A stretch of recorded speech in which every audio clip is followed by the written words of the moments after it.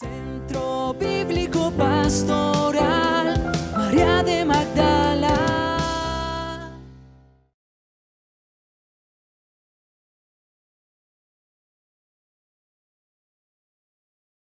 Vamos a grabar desde este momento. Vamos hoy a acercarnos al Evangelio del ciego de nacimiento. Entonces, yo los invito para que todos abramos nuestra Biblia en nuestro Nuevo Testamento en el capítulo 9 del Evangelio de San Juan. Y vamos a tratar de adentrarnos en este texto tan rico y tan interesante y sobre todo tan lleno también de metáforas, como lo que estaban viendo los que venían de estudiar el Evangelio de las bodas de Caná en el Evangelio de San Juan. Entonces espero que todos lo vayan teniendo listos mientras yo voy alistando aquí una pequeña presentación para comenzar. A ver, esto toca que se abre con cuidado y ya lo tengo acá.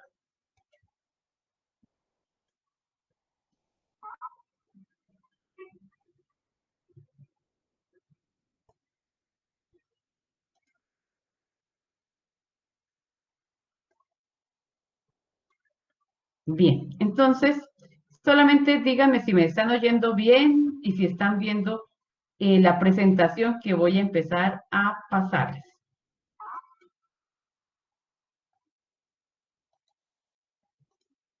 Entonces, a ver, yo quiero ver sus respuestas, si ustedes me responden que sí ven la presentación o no ven la presentación.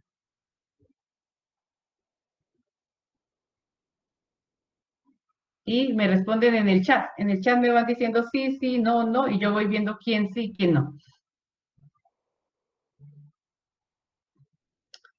No ven la presentación.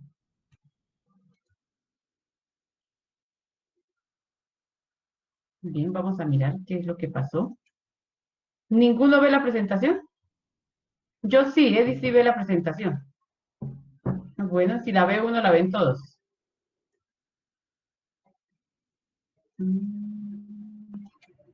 Tendrían que ver algo así como una pantalla que dice ¿Cuál cuarto domingo? domingo de Cuaresma. ¿Sí? Domingo ¿Quién del habla? ciego. Eddie. Domingo del ciego de nacimiento. Sí, correcto. Perfecto. Entonces, espero que todo, quien no la vea, por favor, háblenos y díganos, no la vemos, a ver qué pasó. Veo bien, gracias, Camilo, muy bien. Yo creo que es problema del computador. O porque unos ven y otros no ven, todos deberían verlo. Pues la que no ve la presidenta, Rosa María, jajaja, no sé si verá o no verá. Rosa María, ¿me ve? Aquí los ciegos ven. Rosa María, sí, muy bien, muy bien. Excelente. Excelente. Camilo Piraquive, ¿tú ves la presentación?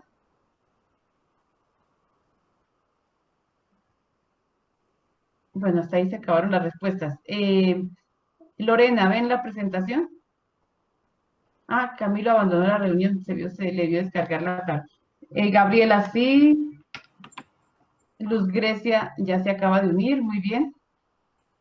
Hola, Luz Grecia, bienvenida. Nosotras sí vemos, muy bien. ¿Quién más ve? Yo creo que ya, la mayoría ven.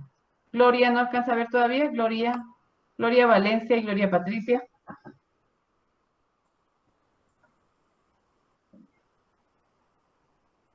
Bien, entonces esta pequeña presentación, no, nada.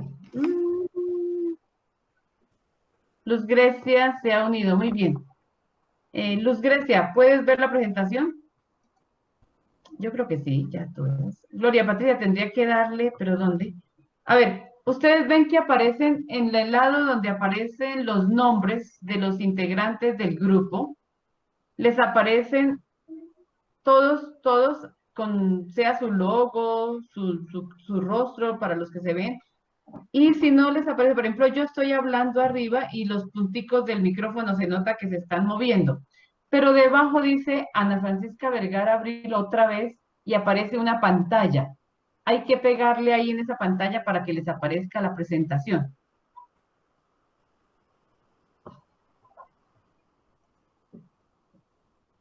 ¿Ya, Gloria? Listo, ya, ya. Entonces ya todo el mundo ve la presentación. Y ya. Y Luz Grecia también, Gloria Valencia. Ahora fui yo la que se me fue la pantalla para otro lado. Ya, toda la ven, ¿no ven? Entonces este cuarto domingo de Cuaresma, pues para nosotros, lo voy a agrandar otro poquito para que lo vean mejor. No sé si lo ven mejor. Vamos a tomar este icono, que es un icono de la Iglesia Ortodoxa y que nos va a presentar a Jesús y a sus discípulos acercándose a este hombre ciego. La actitud de los discípulos es una actitud de pregunta, porque acuérdense que el texto va a comenzar con una gran discusión acerca de quién ha pecado. Mientras que la actitud de Jesús es la de estarle colocando el barro que él ha formado para colocárselo en los ojos y luego invitarlo a que vaya a la piscina de Siloé. En la Iglesia Ortodoxa este domingo no es llamado, pues como nosotros que lo llamamos el cuarto domingo, sino que el nombre de cada domingo de Cuaresma recibe el nombre o el título según el texto bíblico. Entonces este domingo es llamado el Domingo del Ciego del Nacimiento. Así como el domingo pasado el de la Samaritana, para ellos el cuarto domingo de Cuaresma es también el Domingo del Ciego de Nacimiento. Yo quiero invitarlos para que empecemos esto con el texto bíblico. Entonces lo vamos a escuchar con mucha atención, es un texto bíblico dramatizado, que es muy interesante, entonces lo vamos a ir siguiendo en nuestras Biblias, pero al mismo tiempo vamos a ver la presentación y espero que todo el mundo la pueda ver sin problema. Si alguien no la puede ver, me habla porque ya no vamos a qué, a poder ver el chat para poder ver bien la presentación.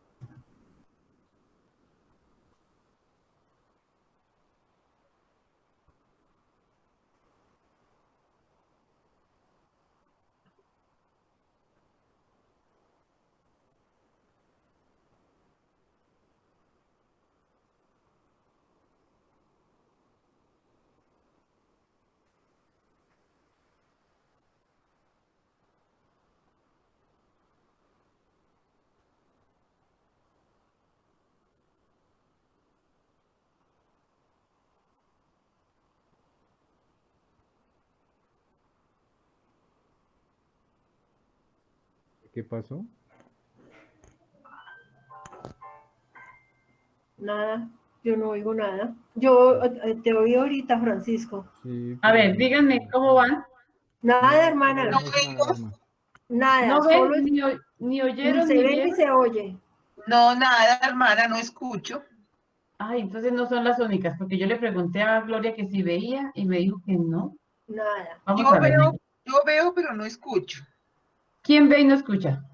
Yo, Rosa María. Ah, pero ve el video. Sí, señora.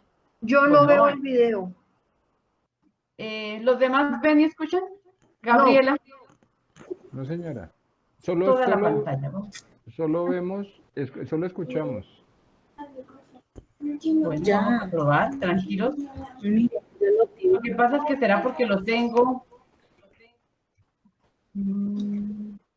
A ver, debe ser porque lo tengo aquí.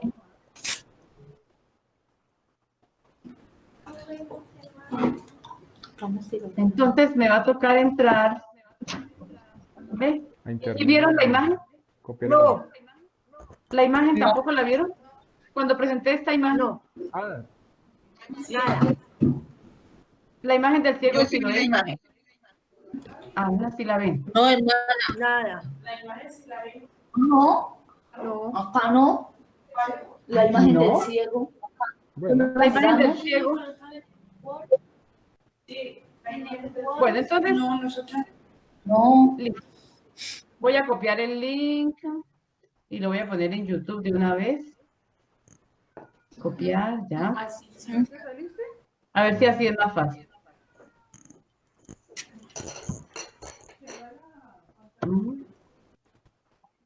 Ya.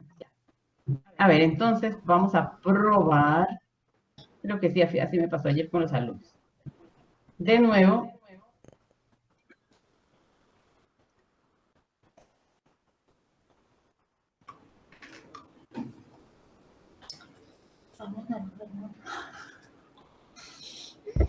Sí, hermana, yo le sugiero algo, y es que copie el link por el chat, lo pegue y dé unos minutos, unos instantes para que todos lo vean y retomamos. Ya, listo. Entonces, a ver, voy a tratar de pegarlo ya, toda la pantalla. Atención. Y me van diciendo, ¿qué ven? ¿Ahora sí?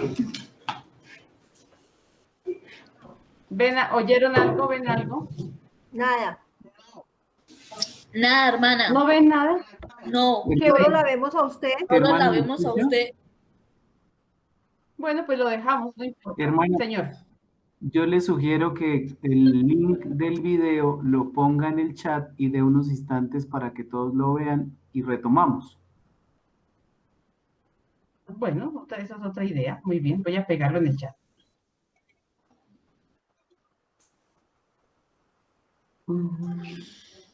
Solo la hermana presidenta no ve, ¿qué es lo que dice? Solo la hermana. Sí, la vimos, muy bonita la imagen. Ya, entonces, a ver, pegar y enviar. Ábranlo. Es en YouTube. Sí. Es el texto bíblico.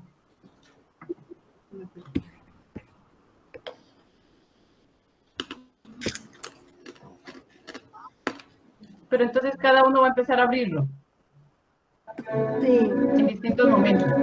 Y nos va a cortar. Por allá ya le empezó a uno. Bien. Entonces vamos. Déjalo ahí. Déjenlo y ustedes lo ven en otro momento. No perdamos el tiempo, que ya pasó el tiempo del link. ¿Listo? Bien, entonces vámonos con el texto bíblico. A ver, yo lo tenía acá. Para este texto hay que explicar varias cosas. ¿Ya estamos juntos? Sí. ¿Me siguen ahora? Sí, a mí. Y tienen el texto. Ustedes después ven el link que les coloqué ahí. Si quieren, grábenlo para que no se les olvide. Es muy bonito, es el ciego de nacimiento. Bien. Todo el mundo tiene su texto.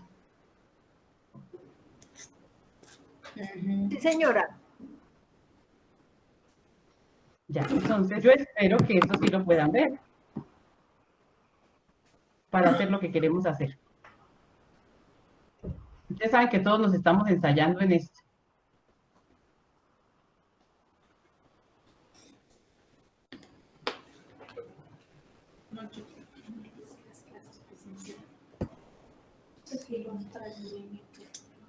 Ujú. Presentar una ventana. Bien, pueden ver el texto, ¿verdad? Sí, señora. Ya, lo ven, está aquí. Aquí están los links que necesitábamos. Y ya vamos a ver. ¿Y todos pudieron ver esta imagen? Ah, ahora sí. Ahora sí, la imagen la están viendo. Listo. Esta era la imagen con la que yo empecé hablando. Estos son los links que íbamos a utilizar. Muy bien. Y tenemos el texto. Entonces vamos a comenzar con el texto bíblico. Normalmente yo debería colocar aquí un 8 grande porque este es el capítulo 8. El capítulo 9, perdón, el capítulo 9. Pero nosotros tenemos que decir que para hablar de este texto bíblico y de esta fiesta, no es suficiente con que empecemos con el capítulo 9, sino que nos tendríamos que ir hasta el capítulo 7. Porque si abrimos el capítulo 7 vamos a entender qué es la cuestión de la luz y por qué todo está centrado alrededor de la luz. Entonces yo los invito para que vayan en su Biblia hacia el capítulo 7. Hacia el capítulo 7 de su Biblia. Luz Grecia, ¿me escucha? Yo le veo por allá, ya la veo, ya la vi, pero solamente dígame con la cara si me oye o no. ¿Sí me oye? Listo. Bien, entonces los demás yo creo que todos oyen. Nos vamos al capítulo 7. Bien, cuando ustedes abren el capítulo 7 en sus Biblias, se van a encontrar que el evangelista nos sitúa en torno a la fiesta de los tabernáculos, de las chozas o de las enramadas, ¿no? Depende cómo lo tenga su Biblia. Y dice en el 7:1, algún tiempo después recorría Jesús la Galilea y no quería recorrer la Judea porque los judíos intentaban darle muerte. Se acercaba la fiesta judía de las chozas y sus hermanos le dijeron, trasládate de aquí a Judea para que también tus discípulos vean las obras que realizas. Porque cuando uno quiere hacerse conocer, no actúa a escondidas. Ya que haces tales cosas, date a conocer al mundo. Efectivamente, ni sus propios parientes,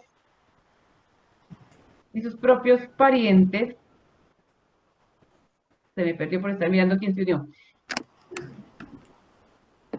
Sus propios parientes creían en él.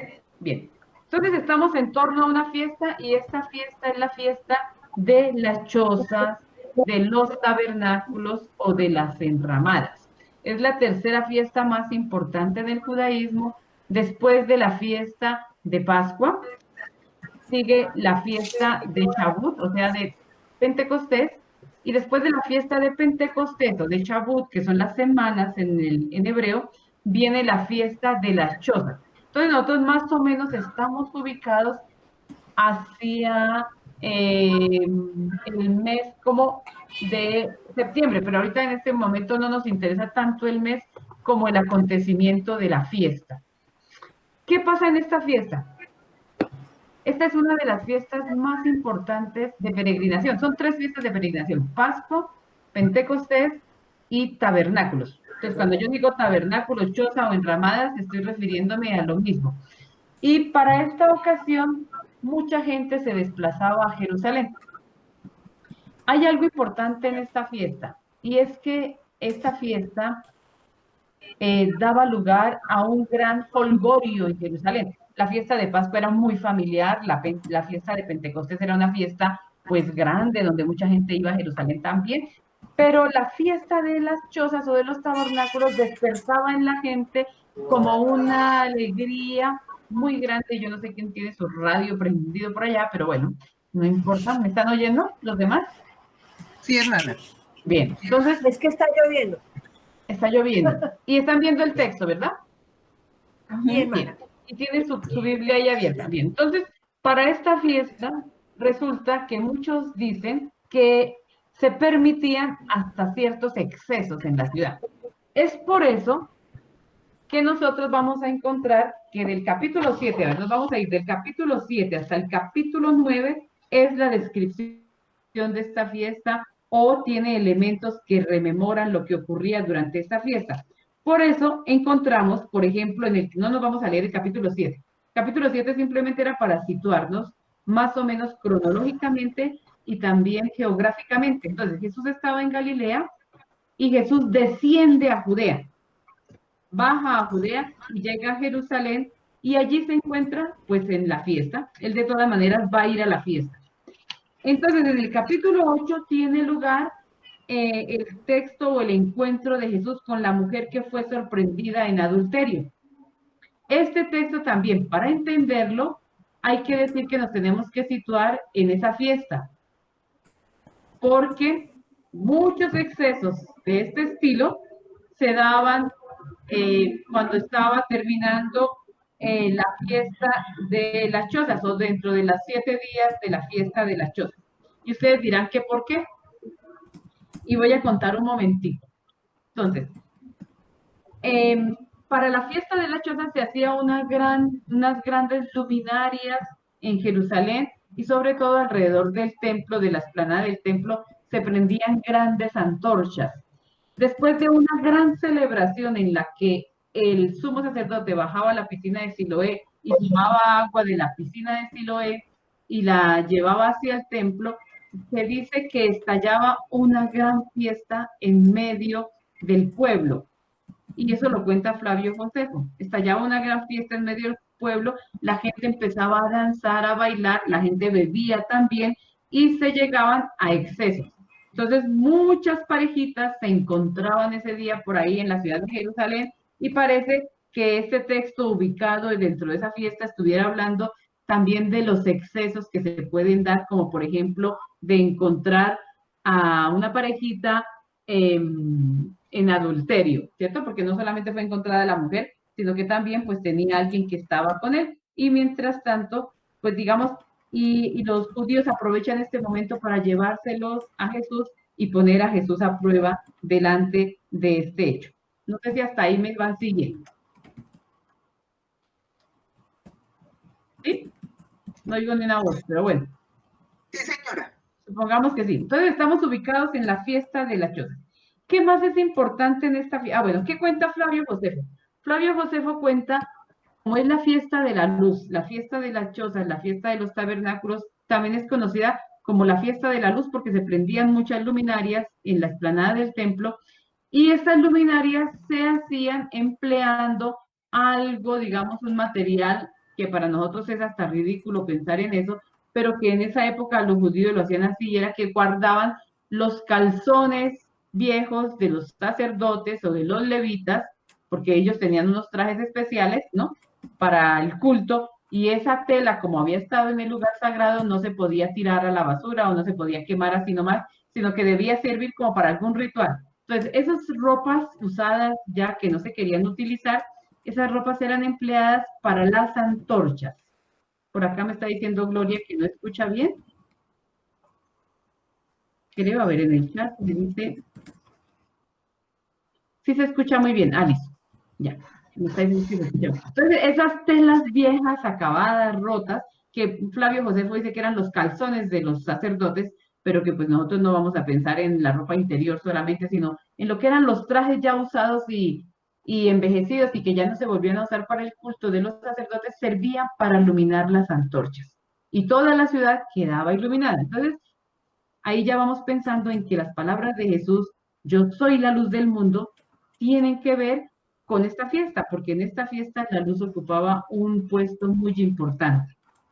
Bien, luego pues ya dije de los desmanes que se podían provocar y tenemos que pensar también en la ubicación de la piscina de Siloé. La piscina de Siloé era un lugar estratégico durante esa fiesta, porque el sumo sacerdote hacía como un recorrido y bajaba desde el templo, bajaba caminando hasta la piscina de Siloé y una vez que estaba en la piscina de Siloé, subía llevando un cántaro grande de agua para regarla sobre el altar. Entonces tenemos como elementos importantes de esta gran fiesta la luz, el agua, y por supuesto tiene que ser el agua que se sacaba de la piscina de Siloé, y pues el templo, el templo. Y aquí es donde podemos nosotros leer este texto bíblico, porque vamos a decir, bien, este texto bíblico no es solamente un milagro, digamos, de un hombre que fue sanado, de un hombre que fue curado de su ceguera, sino que tiene mucho más simbolismo por estar enmarcado, por estar inscrito dentro de la fiesta de los tabernáculos. Entonces, no sé si hay alguien que quiera decir algo, si hay alguna opinión, y si no, pues ya nos metemos en el texto. A ver, aquí pueden hablar.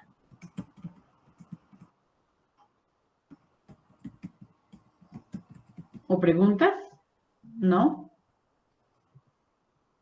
¿Nada? No, hermana. Ya, bueno, Edi Julia, por lo menos digo que no. Muy claro. No, ¿avanzamos? Avancemos, sí. Listo, bueno, ¿sí? Sí, hermana. Bueno, entonces estamos, no se les olvide que estamos dentro de la fiesta de los tabernáculos,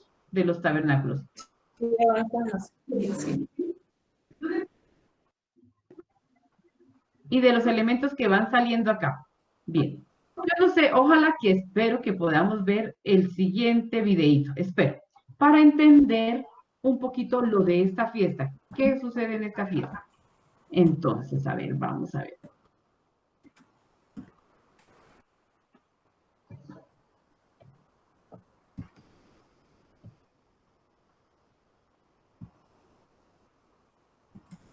¿Ven o no ven nada? Tampoco. Eso sí No. me la saco. Solo un link. Bueno, entonces voy a irme. No, Voy a copiar el el mismo link. efecto del pasado. No se mira nada, ¿Qué pasa? hermana. ¿Solo se ve una pantalla oscura? No. Se ve la pantalla. Vemos el texto. Hermana, Bueno, entonces, a ver, ya. ¿Y me ven a mí al menos o no? Sí, a usted sabe. Mira, ahí le sugiero otra vez enviar el link y como estamos... No, voy a ir a otro link ya. Vamos a ver. Pues ver el el- anterior se podría ver como dice Camilo. Sí, hacerle caso a Camilo y lo vemos al tiempo. ¿El anterior se podía ver? Ya. No, espérenme que ya voy. No se afanen. Voy a copiar este link. Copiar. Lo voy a pegar aquí. Vamos a probar así de esta manera. A ver.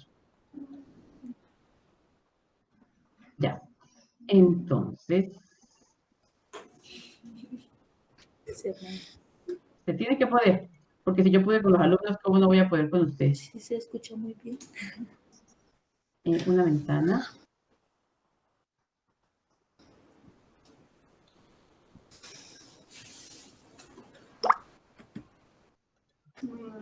Ahí la miran.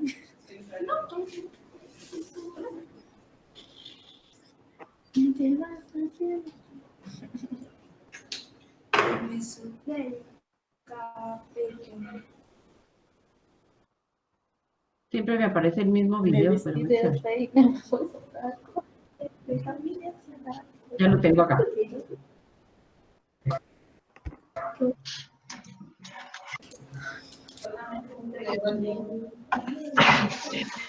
Ole, Richard.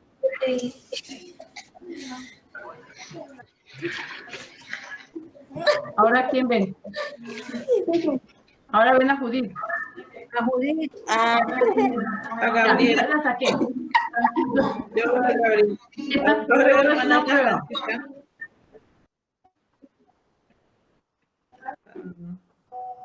Señora, Que solamente veo a hermana Ana Francisca. Ahora Edith. ya, esperen que ya va a venir.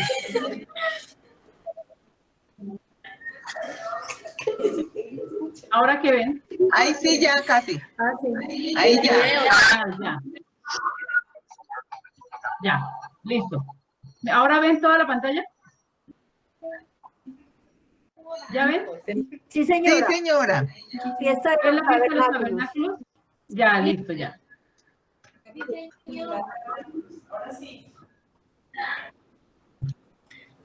¿Qué significa la fiesta? Ajá. La fiesta de las tiendas o de las cabañas.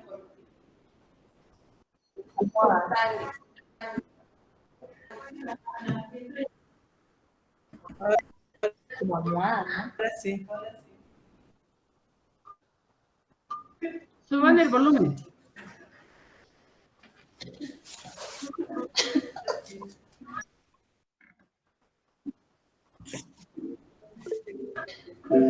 El volumen. Yo solo imaginé. ¿Ahí sí ven? Sí, el desierto.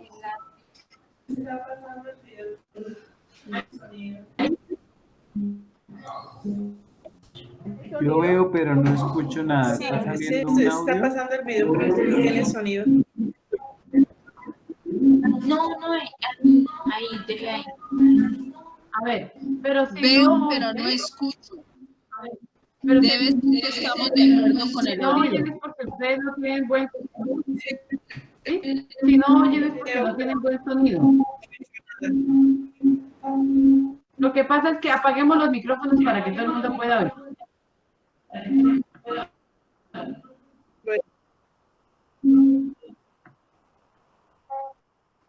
¿Ya?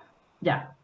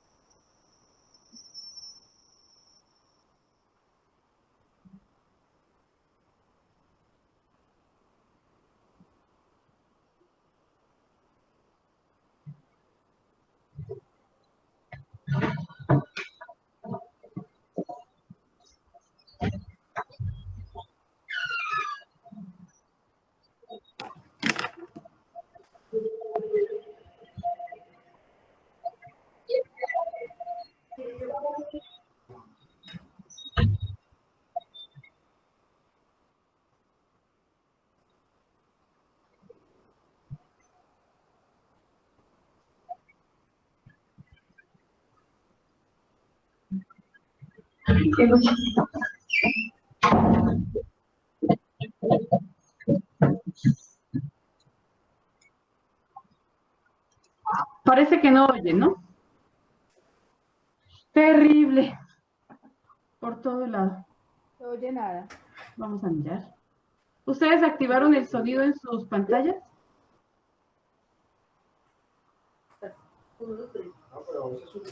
Porque esto lo tiene. Y eso que yo ayer, a ver. Hermana, tal vez si usted Señor. separa la pantalla y le activa el sonido a esa pantalla que tiene, le salga el audio, porque aquí yo veo que lo tiene apagado en esa otra pantalla. No, pero la mía está prendida. Bueno, esto Esto era también sobre la fiesta de las chozas, para entenderlo. está dando por dos, hermanas. Mejor dicho, está como en dos sesiones. Ujú. Una que no la tiene silenciada y es la de la presentación, y otra que es la que habla. Vamos a ver. Vamos a ver. Ahí está activa. Entonces, ¿sí está?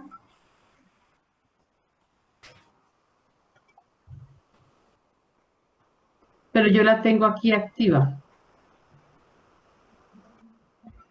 Y en la otra también está activa. Las dos. Ahí ven un montón de pantallitas, ¿cierto?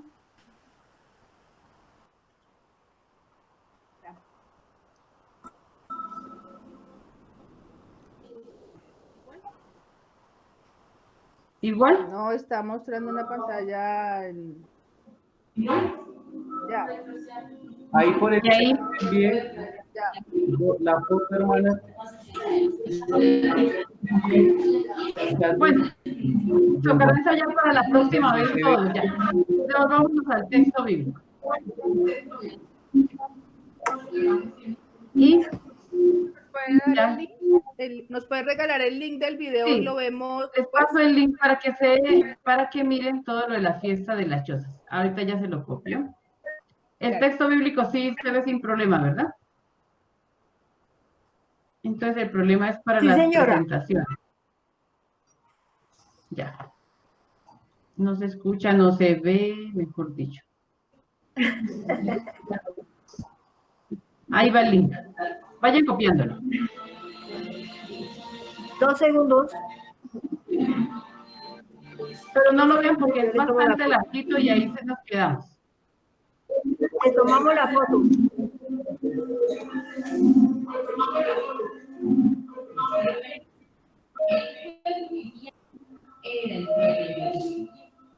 ¡Wow! ¿Qué pasó? Se pixeló la pantalla. Bien, ahorita entonces.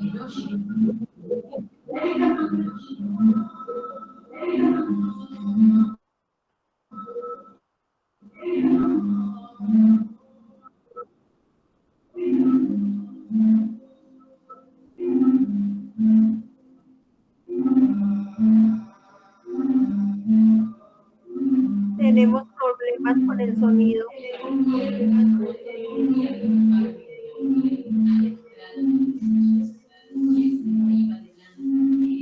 Bien, ya tenemos el texto de nuevo al frente, ¿verdad? Entonces vamos a meternos aquí bien. Creo que alguien le puso ahora todo el volumen.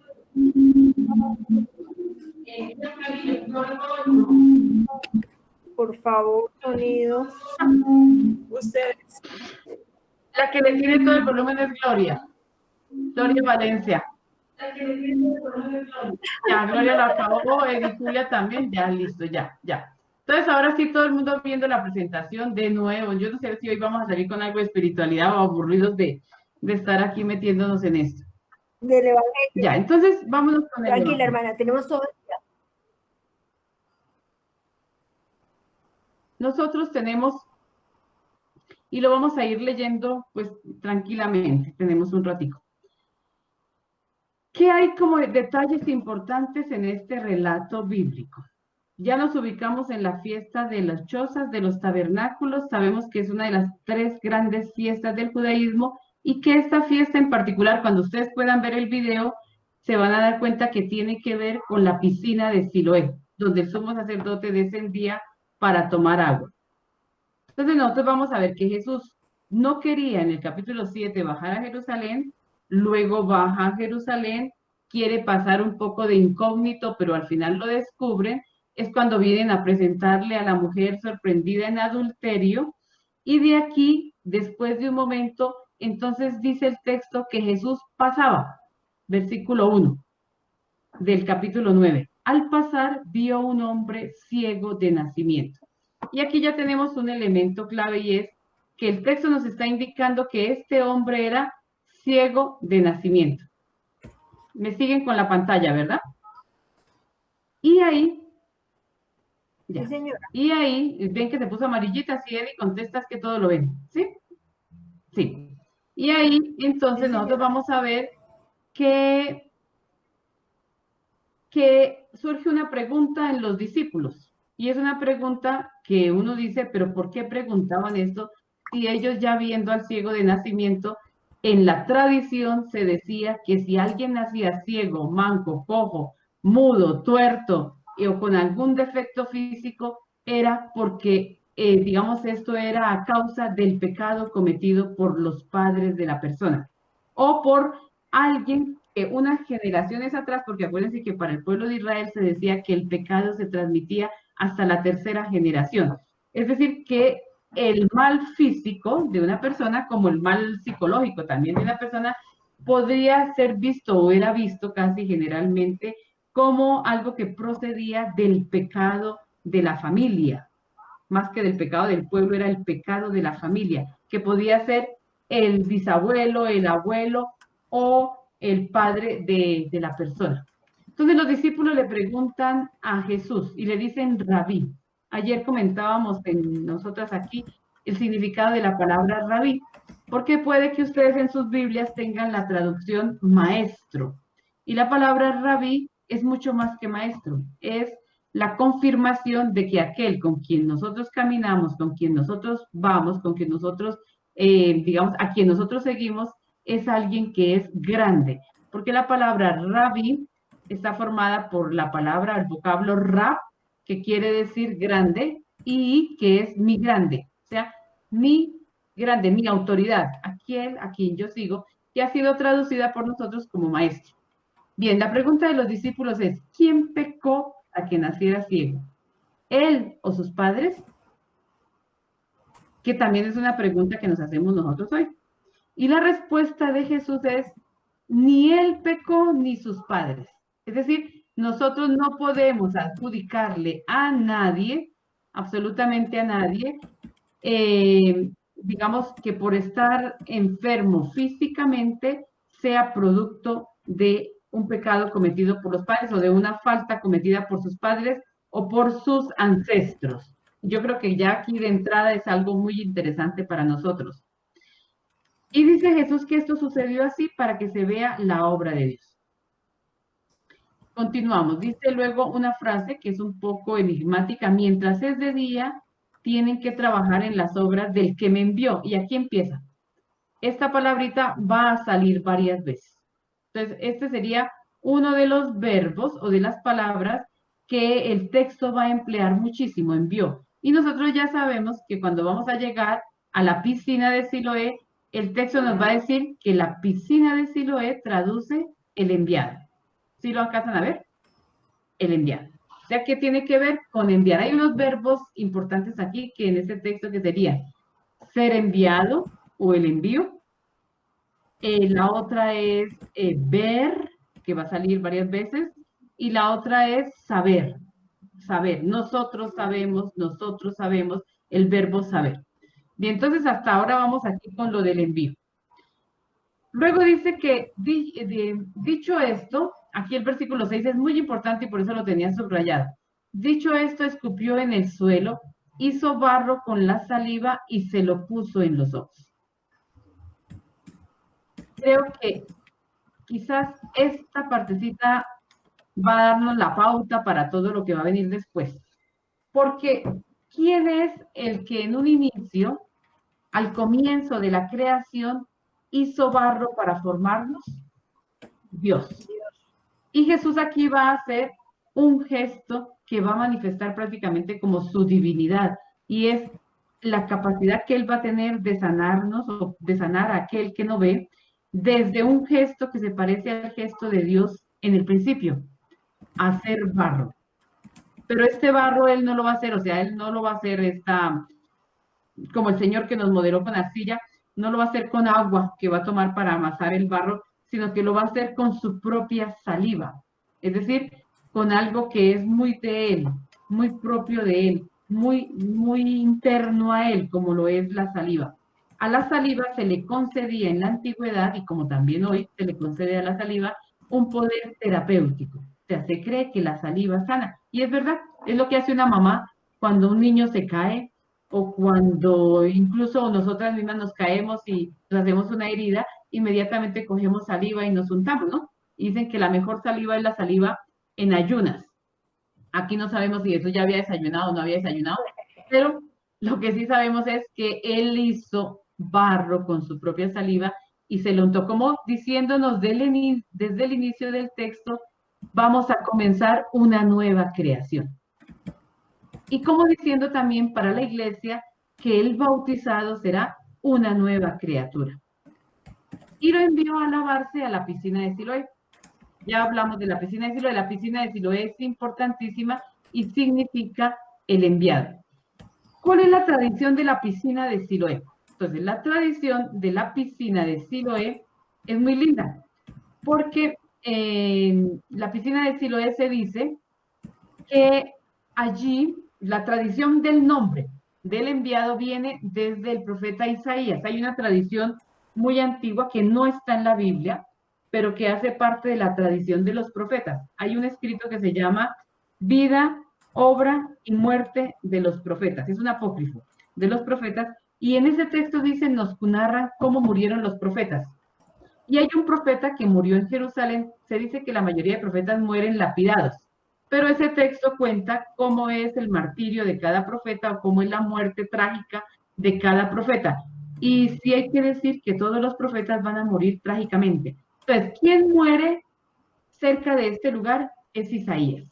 El profeta Isaías, la tradición dice que el profeta Isaías fue llevado cerca de este lugar para ser aserruchado. O sea, él muere, según la tradición, aserruchado, dividido en dos. Lo aserrucharon al profeta Isaías, y antes de aserrucharlo, él pidió un vaso de agua.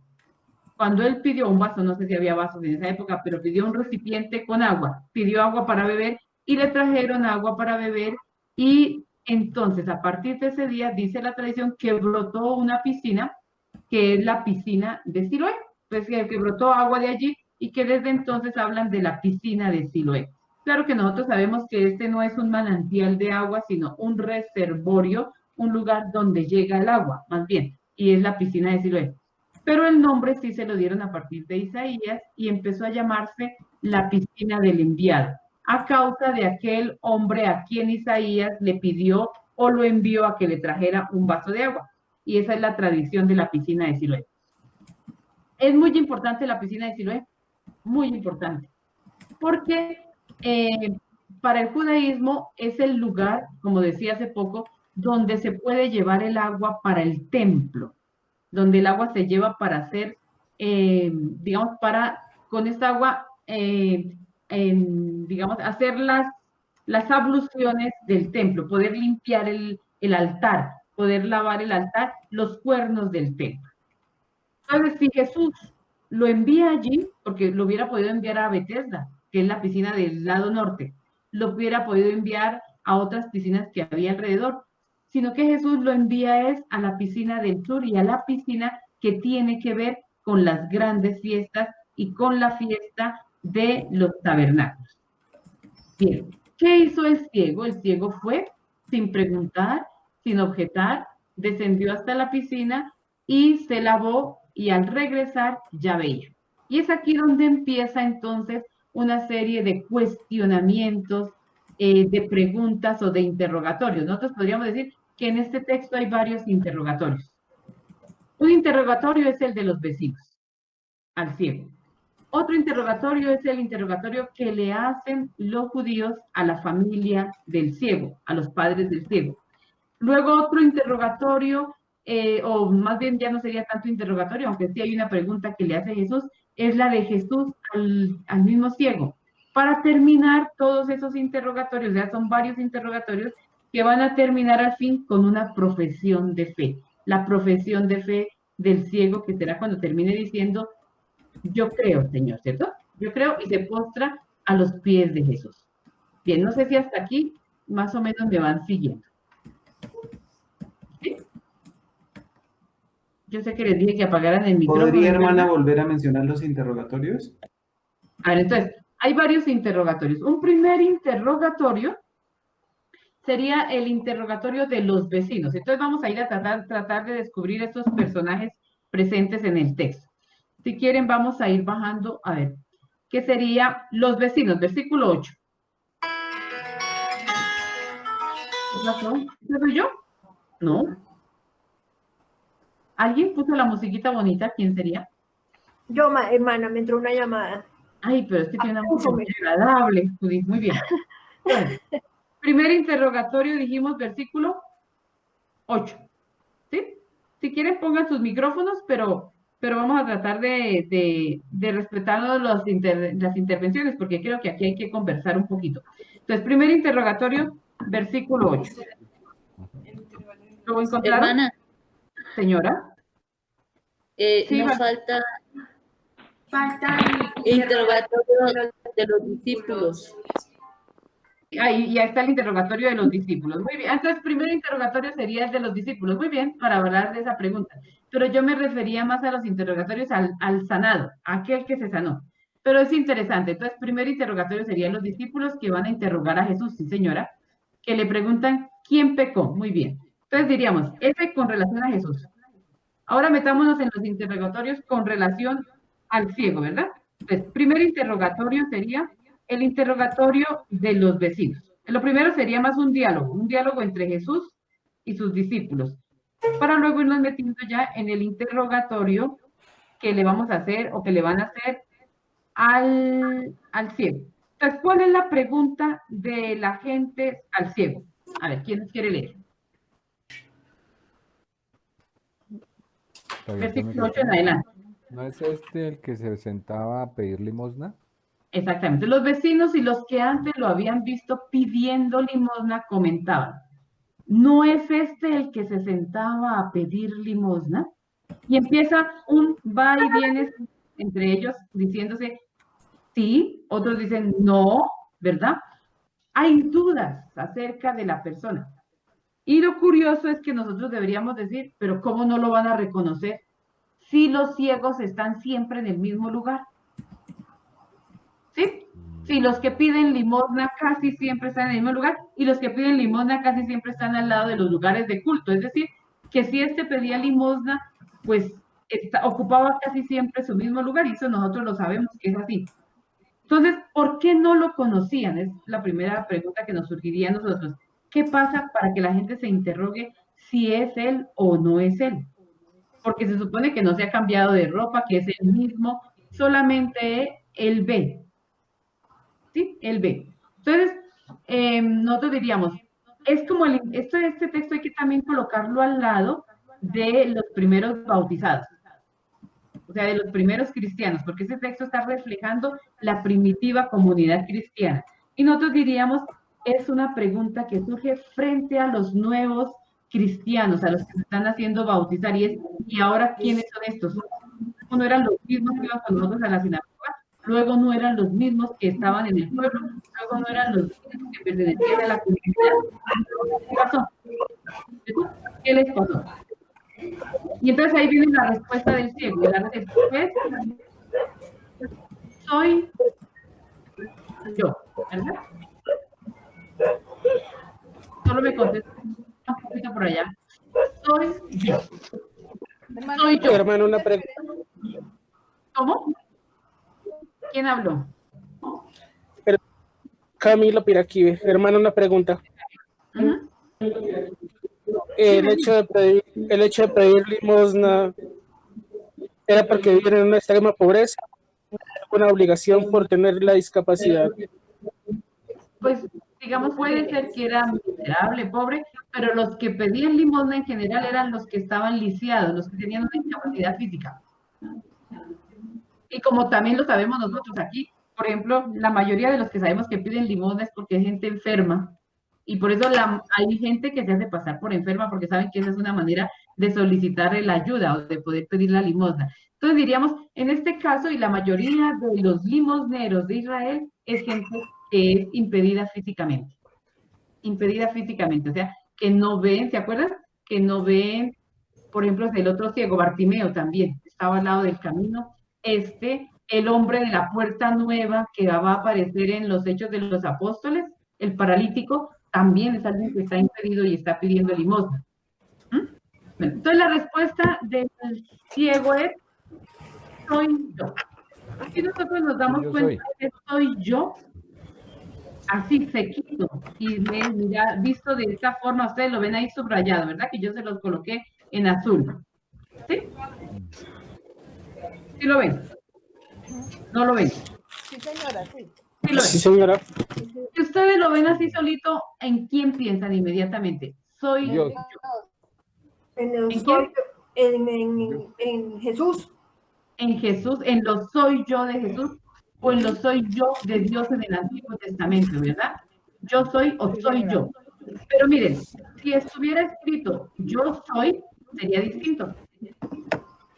Porque cuando se coloca primero el verbo y luego el pronombre en griego como en hebreo, es más enfático. Es enfático. Casi siempre de esa manera solo hace relación a Dios. Pero por lo general, cuando la gente responde es yo soy. ¿O no? Correcto. Hermana, yo tengo una diferencia. Señor. Pues dice, unos decían es él, otros decían no es él, sino que se le parece. Él respondía, soy yo. Cuando recuperó la vista, no se puede decir que hubo como una especie de transfiguración que le cambió el rostro. Puede ser, esa ya es nuestra interpretación, ¿sí? Podríamos decir, y que por eso lo desconocen, puede ser, sí. Pero aquí, sí, digamos que el texto no lo dice, pero sí lo podemos interpretar así, Camilo, sí. Ahora aquí, lo que sí podemos decir es, ese soy yo, es como quien dice, como si este hombre estuviera manifestando también ¿a quién? A Dios mismo. Soy yo. Y la cosa es que de pasivo, porque ustedes se van a dar cuenta que antes nunca habló, él ha estado pasivo, él no ha hablado, no se ha pronunciado, ni siquiera él le pidió el milagro a Jesús. ¿Sí se dan cuenta? Él no le dijo, maestro, cúrame, rabí, sáname, como en los otros textos. Él no se acercó, él no se inmutó, él no lo buscó. Jesús pasaba, es lo único que dice el texto, Jesús pasaba y Jesús va queriendo hacer un signo, pero el ciego no pidió nada. El ciego estaba callado. Después Jesús le dijo, después de que le echó el barro o le hizo el barro y se lo colocó en los ojos, tampoco dijo nada, nunca dijo por qué me hace esto, qué está pasando, quién es usted. Después obedeció, escuchó que le dijo, ve a lavarte la cara y descendió a la piscina de Siloé, se lavó la cara, volvió y hasta ese momento nunca abrió la boca. ¿Qué podemos decir entonces aquí? Una vez que se le abren los ojos, también podríamos decir que se le abre la boca. O sea, que no solamente está en capacidad de ver, sino que también ahora está en capacidad de hablar. Y cuando habla, ni siquiera va a hablar calmaditamente, como dejando que los otros digan lo que quieran y él respondiendo sencillamente, sino que va a aprender a defenderse, como que se transforma completamente y nos vamos a encontrar delante de alguien muy distinto, muy diferente, alguien que es capaz de pararse delante de las autoridades y de defenderse.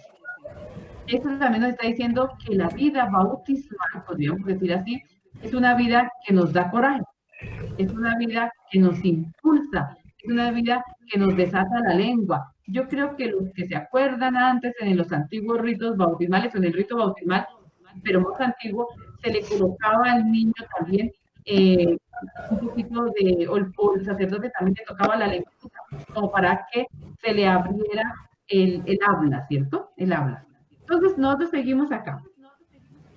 9, vámonos al versículo 10. Así que le preguntaron, ¿cómo pues se te abrieron los ojos? Y él va a contestar, este hombre que se llama Jesús hizo barro, se lo puso sobre mis ojos y me dijo que fuera a lavarme a la fuente de Siloé. Fui, me lavé y recobré la vista. Le preguntaron, ¿dónde está él? Responde, no sé. Hasta ahí sería la primera parte. Yo creo que aquí tocaría darle un clic para que esto bajara. Hasta ahí sería la primera parte. O sea, hasta aquí sería no la primera parte, sino el interrogatorio delante de ¿quién? De los vecinos. Es decir, el versículo 8. Tengo una pregunta. Sí. Camilo. Usted ahorita dijo en el versículo 9, en ese soy yo, dijo algo así, no le alcancé a escuchar bien. ¿El hecho de que aparezca primero el verbo significa que está manifestando a Dios mismo? ¿Sí es así? Sí, porque por lo general en la Biblia, en hebreo, esta es una característica del hebreo, aparece primero el verbo y luego el pronombre cuando Dios dice, soy yo. Pero cuando lo dice una persona normal como nosotros, aparece primero el pronombre y luego el verbo. Entonces, puede que haya unos casos de excepción, pero generalmente ese soy yo es el de la divinidad. ¿Sí? Es más enfático. Se dice que es más enfático soy yo que decir yo soy. Y yo creo que se siente, ¿verdad? Sí, Camilo. Camilo. Enrique. Sí, hermana, gracias. Sí. Es que como no los veo, me toca preguntar. Lo contrario, ¿no? Bien, entonces diríamos que del 8 al 12 que tenemos el primer interrogatorio, el primer diálogo grande, así digamos, entre el sanado y los vecinos. Hasta aquí, a ver, aquí yo voy viendo, hermana, que es enfático. A ver, aquí en el chat, vamos a ver, en el chat. En Nayired, ¿qué es, hermana? ¿Qué es enfático? Enfático es con fuerza, ¡pum! Énfasis. Cuando uno dice, voy a hacer énfasis en tal cosa, es porque yo quiero poner el acento, el acento. Entonces, enfático quiere decir algo que está muy acentuado, que tiene fuerza. Entonces, si yo digo, es más enfático soy yo que yo soy, estoy diciendo que la primera expresión es mucho más fuerte que la segunda. Soy yo. Bien. Seguimos. Así que le preguntaron, ¿cómo pues se te abrieron los ojos? Y él empieza a contar, ya me había pasado de ahí, ya iba en el, ¿qué? En el 13, ¿cierto? A empezar el 13. Bueno, llevaron ante los fariseos al que había sido ciego. O sea, vuelve y empiezan los interrogatorios, pero esta vez no son los vecinos. Ahora nos vamos a encontrar frente a las autoridades, vamos a decir, porque los fariseos aquí son las autoridades, porque los vecinos también podían ser fariseos, pero en este caso quiere decir es frente a las autoridades. Entonces vámonos al interrogatorio frente a las autoridades, que iría hasta antecitos de donde empiezan los padres. Bien. Llevaron ante los fariseos al que había sido ciego. Era sábado el día que Jesús hizo barro y le abrió los ojos. Atención, esta frasecita está diciendo que Jesús infringió la ley, ¿sí? Porque el día sábado, dentro de los 32 trabajos prohibidos para el día sábado, se encuentra este. Dentro de hay un grupito de trabajos que el judaísmo catalogó y ha catalogado hasta hoy para decir que no se deben realizar en sábado, como por ejemplo prender fuego, transportar cosas, cocinar, bueno, hay una infinidad de cosas que no se deben hacer en día sábado. Entonces, dentro de esas 32 prohibiciones del día sábado se encuentra esta, la prohibición de hacer barro, no tanto de abrir los ojos, eso no, sino de hacer barro, o sea, de trabajar con la arcilla, con la greda, con el barro. Un alfarero no trabajaba ese día no se hacía nada que tuviera que ver con el barro, amasar barro, y pues esto entraría dentro de esa catalogación de trabajos prohibidos. Entonces, si Jesús infringe la ley, si Jesús infringe el sábado, Jesús es inmediatamente tildado de pecador. Por eso es que el diálogo después sobre Jesús va a versar sobre un hombre pecador, porque es un hombre que no respeta el sábado. ¿Sí? ¿Digo? ¿Hasta ahí vamos bien? Sí, señora. Por allá escucho una voz. Pero no es de... ¿Cómo? Sí, ¿Seguimos? vamos bien. Sí. Seguimos, bien. Era sábado, el día que Jesús hizo barro y le abrió los ojos.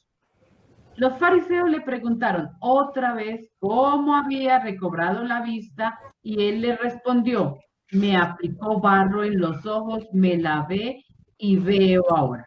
Y si ustedes se dan cuenta, ese ciego cada rato está, o ese que ya ve, cada rato está diciendo que Jesús hizo barro, que Jesús hizo barro, que Jesús hizo barro, como diciendo, miren, miren, este es un hombre que fue capaz de ir en contra de todo eso que estaba establecido para el día sábado, que es más grande que el sábado, que es lo que los evangelios sinópticos han repetido. Jesús es mucho más que el sábado. Entonces hizo barro y me abrió los ojos. Y vuelve y cuenta lo mismo. Allá van 2 veces que él ha contado lo mismo. Me aplicó barro, me lavé y ahora veo. Algunos fariseos dijeron, ese hombre no viene de parte de Dios porque no observa el sábado. Entonces ya sabemos por qué. No lo observa porque Jesús está prácticamente realizando trabajos que no se debían hacer en día sábado. Otros decían, ¿cómo puede un pecador hacer tales milagros? Claro, si Jesús no respeta el sábado, pues ni modo de que pueda hacer signos. Y yo creo que lean en sus Biblias, a ver si en sus Biblias dice milagros. O si dice signos. Señales milagrosas. Señales milagrosas, muy bien. ¿Qué más? Sería Signos en la señal Jerusalén. solamente, o signos. Porque nosotros sabemos que en el Evangelio de Juan no aparece la palabra milagro. Entonces sería, ¿cómo puede un pecador hacer tales signos o tales señales? Y estaban divididos. Listo, aquí está. Esta frasecita también es clave. No la voy a poner en lila para que no se parezca, sino en amarillo. Y estaban divididos. ¿Qué ocurre alrededor del primer siglo? Alrededor del primer siglo, cuando se escribe este texto bíblico, los que empiezan a creer en Jesús, digamos, o la comunidad judía, también empieza a dividirse acerca de Jesús. Unos lo van a ver como un hombre más, pecador, y otros lo van a ver como un profeta, que son las palabras del ciego, o lo van a ver como el Mesías, o lo van a ver como el Hijo de Dios. Entonces, empezamos a tener en el primer siglo distintas maneras de ver a Jesucristo. Y podemos decir que entre los mismos que quieren seguirlo, comienza a haber divisiones. No todo el mundo aceptó con facilidad a Jesucristo. Eso lo sabemos. Pero lo que es más sorprendente es que no todos los que se decían discípulos lo siguieron hasta el final. Puede que en el primer siglo muchos de esos que se creían discípulos lo hayan abandonado. Y vamos a mirar unos textos bíblicos que nos van a mostrar cómo varios de esos discípulos van a empezar a alejar. Cuando yo digo discípulos, son seguidores de Jesús.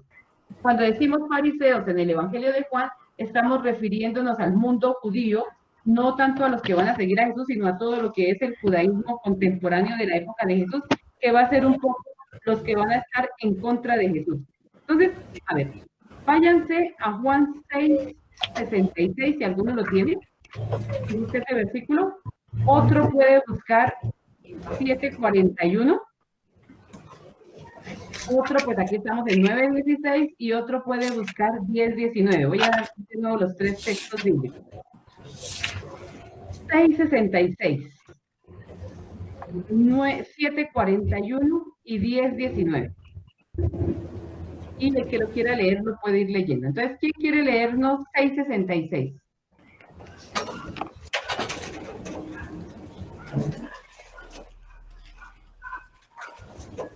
Desde entonces, muchos de los que habían seguido a Jesús lo dejaron y ya no andaban con él. Sí, muy bien. O sea, léenos de nuevo, Francisco. Desde entonces, muchos de los que habían seguido a Jesús lo dejaron y ya no andaban con él. Atención, muchos de los que habían seguido a Jesús, o sea, que eran ¿qué? Discípulos. O sea, muchos se fueron alejando. Eso nos lo dice en 6:66 cuando está hablando del plan de vida. Y ahora, ¿qué dice 7:41? Otros decían, este es el Cristo, pero otros replicaban, ¿acaso va a venir de Galilea el Cristo? Ya. ¿Y dice algo más? No. Ya, entonces dice eso. Es el Cristo y unos decían una cosa y otros decían otra cosa, ¿verdad? Entonces ahí tenemos la división también. Esto más bien tiene que ver con los judíos en general. O sea, no saben bien si sí eso no es. ¿Y qué nos dice 10:19? Yo. Estas palabras provocaron una nueva división entre los judíos. Ya, listo. Y tenemos, pues, por supuesto, el texto del 9:16. Es decir, que el texto del Evangelio de Juan nos va a ir mostrando progresivamente cómo alrededor de la persona de Jesús y de su mensaje y de las acciones de Jesús, los que, digamos, tanto los judaísmos como los primeros discípulos van a empezar a dividirse. Y poquito a poco se va creando, pues, el grupo de los que de verdad sí lo quieren aceptar y lo quieren seguir. Bueno, entonces estaban divididos, nos dice 9:16. Preguntaron de nuevo al ciego, ¿tú qué dices del que te abrió los ojos? Y contestó, es profeta. Hasta aquí, ¿con quién está hablando Jesús? Con los fariseos, ¿verdad? Que es profeta. Entonces nosotros diríamos, miren, aquí llevamos en la primera vez que habló el ciego, Digo, ese hombre que se llama Jesús, colocar este con otro color, y lo voy a colocar en rojo. Ese hombre que se llama Jesús, ¿cierto? Ese hombre que se llama Jesús, aquí para resaltarlo, después él contestó, es un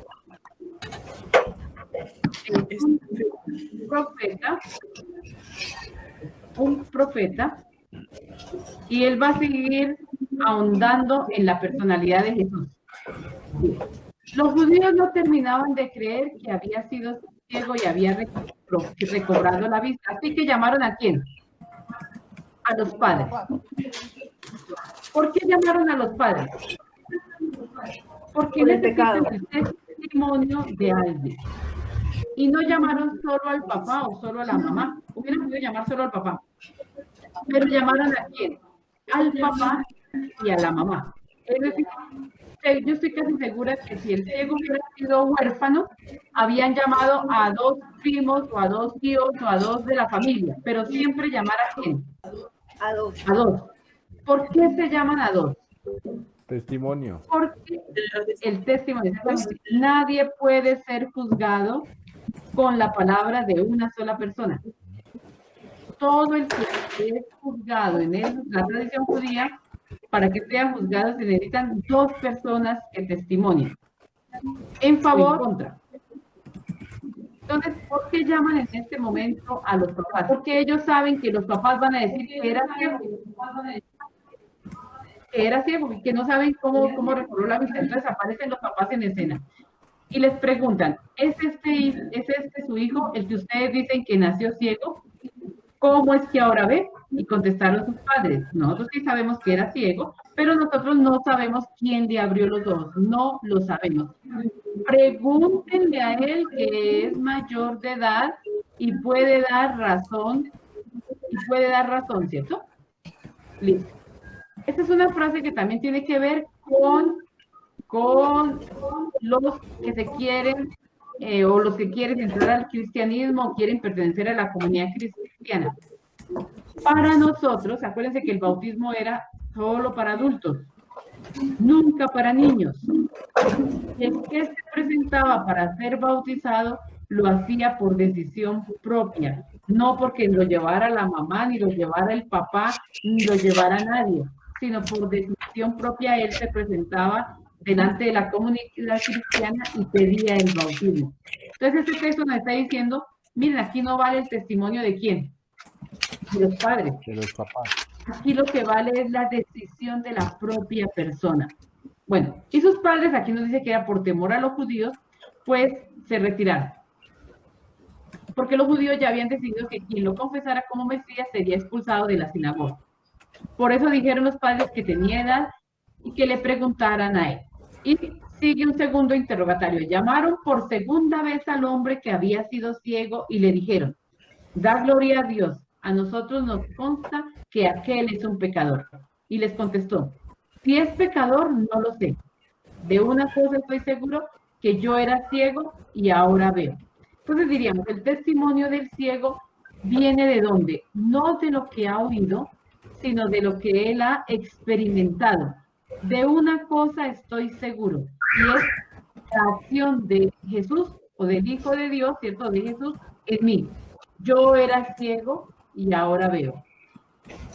Le preguntaron de nuevo, ¿cómo te abrió los ojos? Les contestó, ya lo he dicho y no me creyeron. ¿Para qué quieren oírlo de nuevo? Entonces, ¿cuántas veces los fariseos lo interrogaron? 3. 3 veces. 3. O sea, el interrogatorio de los fariseos es 3 veces. 3 veces. Y las 3 veces el ciego contestó. ¿Cierto? Esta vez va a aumentar su respuesta. Y aquí es cuando ya se va a volver incómodo completamente para los fariseos. Porque les va a decir, ¿no será que también ustedes quieren hacerse discípulos suyos? Entonces lo insultaron, tú serás discípulo de ese hombre, nosotros somos discípulos de Moisés. Sabemos que Dios le habló a Moisés. En cuanto a ese, no sabemos de dónde viene. Y surge de nuevo el problema de los primeros, digamos, o de la comunidad judía en los inicios del cristianismo. Y era el no saber quién era realmente Jesús, ni de dónde provenía. ¿Sí? Un interrogante siempre alrededor de él. Le respondió, eso es lo extraño, que ustedes no saben. Aquí vamos a empezar a meternos ya con el verbo saber. Los fariseos dicen siempre, nosotros sabemos. Sabemos, ¿cierto? Él les va a decir, ustedes no saben. En el versículo 31 ellos van a decir otra vez que nosotros sí sabemos, ¿cierto? Y va a empezar un diálogo alrededor de quiénes saben y quiénes no saben. Entonces, los fariseos, que son las autoridades judías, creen que todo lo saben, porque ellos son los formados acerca de la ley o de la escritura. El ciego hasta ese momento nunca ha leído la escritura. Es un hombre que por teoría estamos condenados por los que saben como alguien que no sabe, como alguien ignorante de la escritura. Pero el ciego nos va a decir, miren, a mí no me importa que yo no haya leído nunca nada, porque lo único que lo que yo puedo dar testimonio hasta aquí es que lo que yo sé, no lo sé porque lo haya leído. Lo que yo sé, lo sé porque lo he experimentado. Y yo creo que eso es importante. Eso es importante, porque tenemos que decir que aunque la teología se haya desarrollado tan grandemente en la iglesia y la teología llegue a ser tan importante, lo que más cuenta antes de tener una alta formación teológica es la experiencia que se haga de Jesús. Para poder decir, yo lo único que puedo decir es lo que Él ha hecho en mí. Lo que Él ha hecho en mí, lo que Él ha hecho en mí es que me ha sanado. Bien, voy avanzándome un poquito más porque yo creo que ya llegamos a la hora. Hermanita, ¿puedo hacer 2 preguntas? Sí, Camilo. La primera es en cuanto a los 3 interrogatorios. ¿Qué relación puede hacer con las 3 profesiones de fe de Pedro? Sí, también se pueden relacionar y se pueden relacionar con los interrogatorios de Jesús delante de Pilato. A Jesús también lo van a interrogar varias veces, ¿cierto? Para saber quién es. Y es lo que está aconteciendo aquí prácticamente. Lo mismo que a Pedro, el interrogatorio a Pedro era para saber si Pedro era sí o no discípulo de Jesús, ¿se acuerdan? Entonces igual al ciego también es para saber si él es sí o no discípulo. Sí, muy bien, Camilo. Es por ahí, por ese lado. Lo de los y la segunda pregunta, hermanita, es ¿qué consecuencias traía la expulsión de la sinagoga o del templo? La expulsión de la sinagoga era salirse de la vida social. Porque del templo no los podían tanto expulsar, más bien de la sinagoga, que era la comunidad pequeña, como la parroquia, ¿cierto? Una sinagoga es una especie de parroquia. A la sinagoga pertenecen ciertos miembros que habitan alrededor de la sinagoga. La sinagoga es una jurisdicción.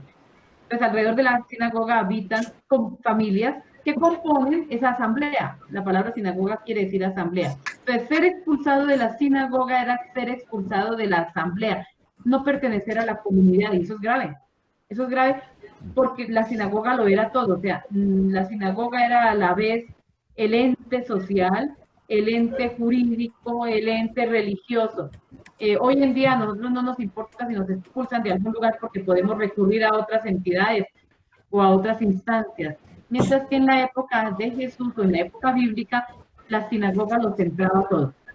Sí, más o menos. De la sinagoga era no tener comunidad de referente, no una comunidad referente, de referencia, una comunidad referente a la que yo perteneciera. Era gravísimo. Más o menos como una excomunión. Sí, pero por ejemplo, a nosotros hoy nos pueden decir, a alguien le pueden decir que está excomulgado, y, o sea, la persona le da lo mismo. Porque pues puede pertenecer a otras comunidades o abrirse. Pero estamos hablando de un ambiente netamente religioso. Es decir, todas las instancias se mueven alrededor del hecho religioso. ¿Sí? Muchísimas gracias. Voy a avanzar otro poquito. Seguimos con los fariseos, el interrogatorio de los fariseos, ¿verdad? Al de los padres, se acabó ahí el de los padres y otra vez vuelven a llamar, versículo 24, llamaron por segunda vez al hombre y le dijeron, da gloria a Dios, a nosotros nos consta que aquel es un pecador. Y ya sabemos por qué decían que era un pecador. ¿Qué contestó el ciego? Si es pecador, yo no lo sé. Pero de una cosa sí estoy segura, es que yo era ciego y ahora veo. ¿Cuántas veces ya ha repetido esta frase? 2. ¿Verdad? Casi que 3, diríamos. 2. Lo único que yo sé, a mí no me importa si, digamos, ni de dónde salió Jesús, si es de Nazaret, si no es de Nazaret, si no es de Galileo, no me importa lo que ustedes quieran decir y qué tenía que estar escrito en las escrituras. A mí lo que me interesa y me importa verdaderamente es que constatar lo que Él ha hecho en mí. Y yo creo que con esto que nos quedáramos, diríamos que tenemos ya un tema muy importante para meditar en este fin de semana, ¿verdad? Es lo que le interesa al cristiano, no es lo que sabe de Jesús porque lo ha oído de otros. El testimonio del cristiano no es decir lo que yo sé es porque lo he oído, lo que yo sé es porque lo he escrito, lo que yo sé es porque lo he estudiado, sino que la única respuesta válida para quien pide el bautismo es: yo sé lo que Él ha hecho en mí. Yo era esto y ahora soy esto. Y si ustedes se dan cuenta, esto es lo que, por ejemplo, en muchas comunidades separadas, de cristianos separados, o de otros movimientos cristianos, siempre se repite. Y ellos dicen: mire, hermanita, a mí no me cuenten las cosas, si son malos o si son los de la iglesia tal cosa, o los de la piedra, o los de la roca, o los de yo no sé qué movimiento. A mí no me cuenten si son malos o son buenos. Lo único que yo sé es que yo era así y ahora soy así. ¿Sí? ¿Estamos de acuerdo? Yo antes bebía y ahora yo no bebo.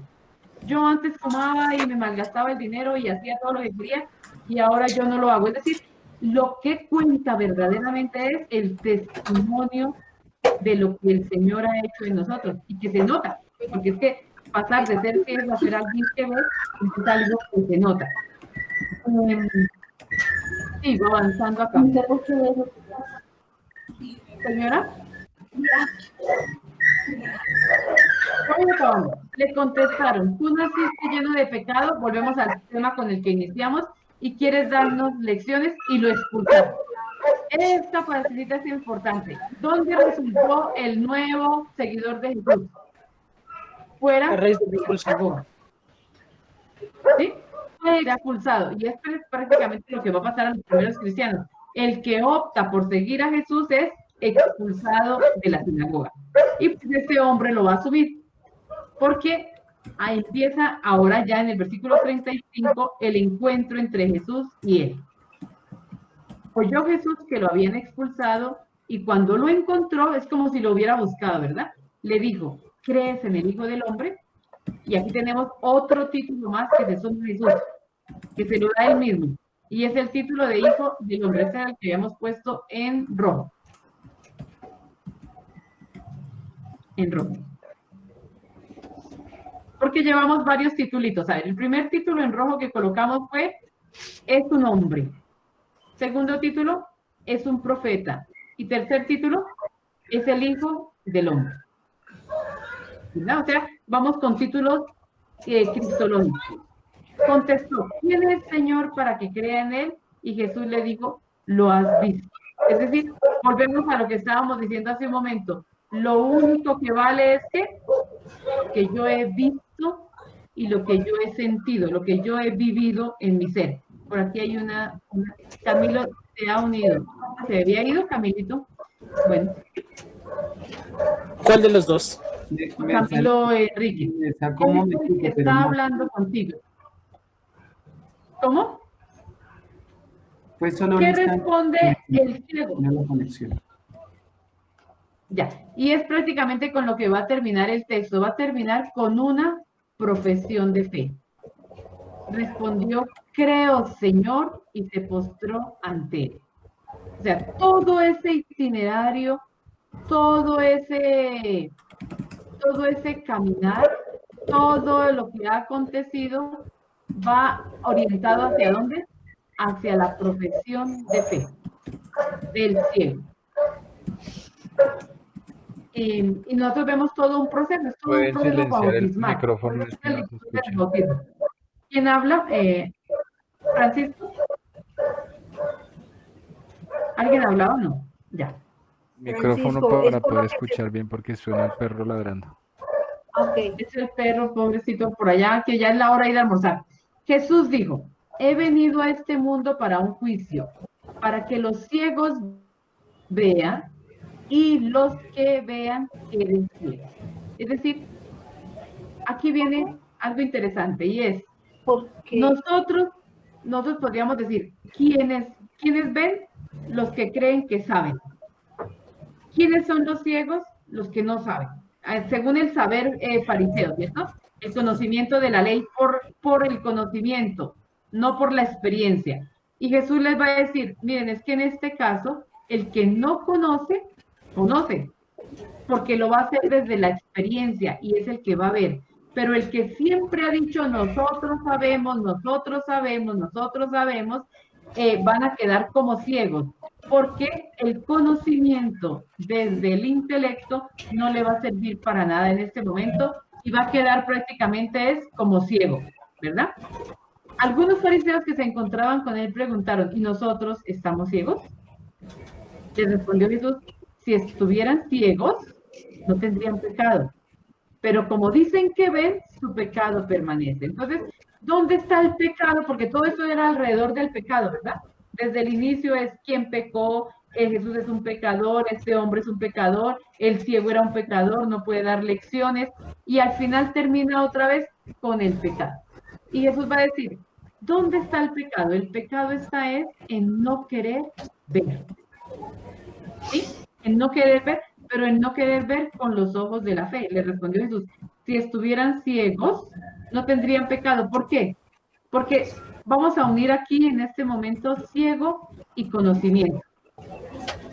Si estuvieran ciegos, no tendrían pecado, pero con conocimiento de verdad, interno y profundo.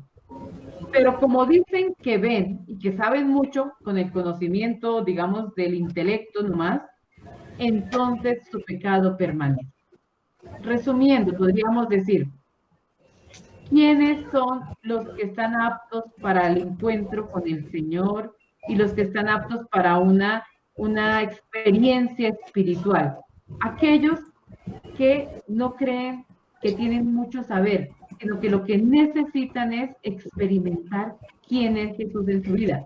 Experimentarlo como el Señor que sana las heridas, que sana las incapacidades, que nos puede transformar y llevar, diríamos nosotros, a vivir con ojos abiertos, Entonces, ese sería el que verdaderamente está buscándolo y no el que lo está buscando solamente por el conocimiento. En el primer siglo hay un problema grande y es que hay muchos que son cristianos, pero que se acercan al cristianismo solamente desde lo intelectual. Pero hay otro grupo de cristianos que se han acercado a Cristo desde la experiencia interna del encuentro con Él que los ha transformado. Y yo creo que ese es el llamado. El llamado es ese, es a dejarnos que nos transformemos o que el Señor pueda transformar nuestro ser y abrirnos a Él. Y ese es el bautismo. Por eso ya vamos acercándonos a la noche de Pascua, que será la noche del bautismo. Y el que está en su catecumenado se va preparando, ya se va alistando, ya se va preparando. Y le están diciendo, miren, ser cristiano no es una cosa de intelecto. Ser cristiano no es algo de saber y saber, aunque es importante. Ser cristiano es ante todo y primeramente algo de la experiencia y de sentir que el Señor nos transforma. Bueno, yo creo que con esto más o menos tratamos de hacer como un poquito el barrido del texto, ¿verdad? Pues yo creo que había muchas más cosas para decir, muchas más cosas aquí, muchas más cosas para conversar, pero pues se nos fue un montón de tiempo tratando de cuadrarnos y de entrar en el texto. Entonces yo los quiero escuchar un momentico sobre sus comentarios y yo creo que terminamos. Hermana, resumiendo por favor los 3 títulos con los que empieza. Primer título que le dio, el último título es el Hijo del Hombre. El primer título es el hombre. Título, ¿cuál fue? Ese hombre se llama Jesús. Y acuérdense que cuando, a ver, Jesús. Okay, acuérdense ustedes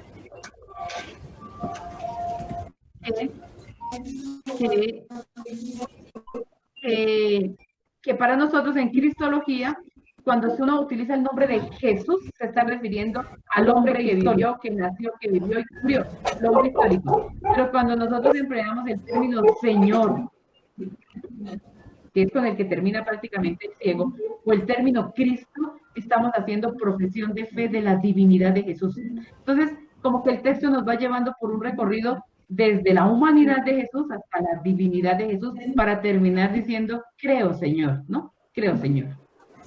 El segundo No sé si título, haya ¿cuál otra era? pregunta. El segundo título que le da es profeta. Pero también se queda muy a lo humano, ¿cierto? Va avanzando. Entonces, hombre, después sigue profeta, después avanza y llega a hijo del hombre, que se lo da Jesús mismo, ¿no? Y por último, él responde, creo, Señor, creo, y se postra. La postración es un acto de adoración, o sea que termina adorándolo. Es un acto de adoración. Gracias, hermano. ¿Por ahí alguien más iba a preguntar, no? Tengo dos preguntas, Ana Francisca. ¿Me escuchas? A ver, Luz Grecia. La primera es que, o sea que en últimas ellos no buscaban el problema que él tenía congénito de ceguera, sino era ese pecado que tú nos decías que venía precisamente como una cuestión generacional. Y la otra es que esa salida que él hace, o esa expulsión, bueno, no sé, hay una palabra que no la sé pronunciar, seguramente muy bien, que son los... O sea que ahí lo echan del pueblo por su condición que tiene de ceguera, según ellos. A ver, es de la sinagoga. Lo segundo, empiezo por lo segundo. Pues ser expulsado de la sinagoga es ser expulsado de la sociedad, de la comunidad, de toda la comunidad. Pero a él lo expulsan es cuando ya ve, o sea, cuando ya es alguien que ve, o sea, cuando se ha convertido aquí al cristianismo. Es la expulsión de los cristianos de las sinagogas, si queremos verlo por ahí, ¿sí? Listo. Y la primera pregunta era, ¿cuál, Luz Grecia? Era el pecado, porque no es la ceguera congénita que usaban, sino era el pecado, ¿verdad? En últimas. Digamos que, si ustedes quieren, la ceguera es un pretexto, ¿no? Para poder llegar a hablar de lo que es la conversión al cristianismo, es el acercamiento al cristianismo. Pero es más que todo, digamos, el pecado es visto por alguien que infringe el pecador es el que infringe la ley, igual que decimos nosotros. Pero para el judaísmo, el pecador es el que infringe los mandamientos de su pueblo y de manera particular el que no respeta el sábado. El pecador de los pecadores y el más pecador de todos es el que no respeta el sábado. Y Jesús aparece como un pecador que no respeta el sábado para los judíos. Otra, Ana Francisca, este texto que se toma en el tercer domingo de Adviento, obviamente tiene que ver con todo el proceso que se nos acerca a la Semana Santa, ¿no? Me llama la atención. Sí, es el cuarto domingo. Porque es un ciego, ¿no? Sí. Porque digamos que el texto es escogido, pero sobre todo por el simbolismo del agua. El agua. Entonces, perdón, del domingo pasado era el agua. El agua. Seguimos con, sí. Por eso se escogió la samaritana. Y este domingo, y acuérdense que estamos en una de las fiestas en las que la luz es importante, y lo que Jesús va a decir al inicio del texto, Jesús va a decir, yo soy la luz del mundo, por ahí en algún lugar dice. Ya, en el versículo, mientras estoy en el mundo, yo soy la luz del mundo. En el versículo 5. Entonces, el simbolismo de este cuarto domingo es la luz. Y pues la luz no es tener una vela prendida, ¿sí? Sino que la luz es sobre todo el yo soy creyente de Jesús. O sea, la luz, pero no la luz como tal, que yo tengo la vela, digamos, lo que realiza la luz, que me da la capacidad de ver.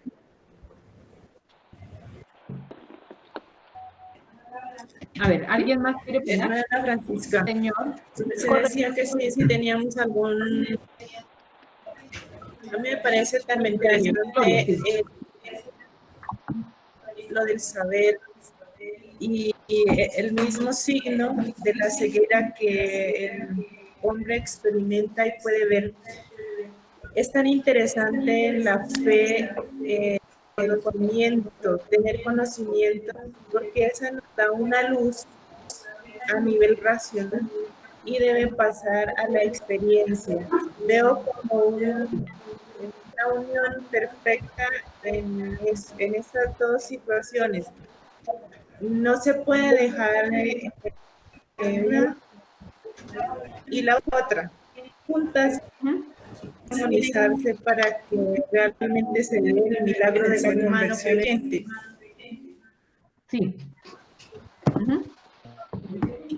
Bueno, ese es un comentario, ¿no, Lorita? Sí, es un comentario. Hay una pregunta de No sé si estoy Lorena. No, sí, así es. Hay una pregunta de Lorena y sus compañeras. Ella dice, ¿qué diferencia hay entre un signo y un milagro? Y es una buena pregunta. Mientras los sinópticos, Mateo, Marcos y Lucas van a emplear siempre la palabra milagro, Juan es el único que emplea la palabra signo. ¿Por qué? Porque miren, Juan va más allá. Acuérdense que Juan siempre es más elevado y quiere ir más allá, más allá.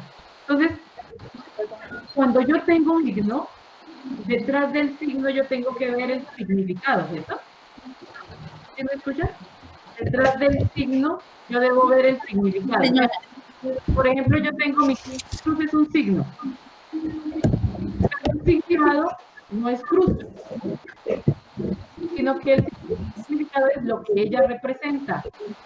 Ella representa la pasión, muerte y resurrección de Jesucristo. Y también está diciendo, yo pertenezco a una profesión de fe concreta.